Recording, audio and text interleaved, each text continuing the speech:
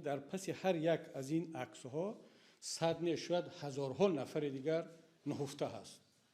از عکس استاد سرکرده، استاد همت‌زاده، مولوی دوست داشتنیمان تا تمام بزرگان، در پس هر یک عکس یک قشر ایستاده است. از کلاب و بدخشان و از مولوی ها و گذشته ها و زن ها و مادران، اشک عائله داملا زبیدالله رازق که من شخصا خاطرهای زیادی از این مادر بزرگوار دارم. در چیمکن یک جای مهاجر بودیم، رفت آمد خانوادگی مثل دو خانواده تاجیک در یک شهر که دیگر مثل عائله ها مادرها مثل اپا و خواهر بودن. ما با داملا مثل اون کس اکه کلانی و من دادر بودیم. با هر کدام اینها در پس هر یک کدام عکس یک تاریخ های، یعنی اون مادر ما نماینده تمام مادران و زنهای مبارزه که ملت ما داشت و دارد. در همچنین دیگر جوان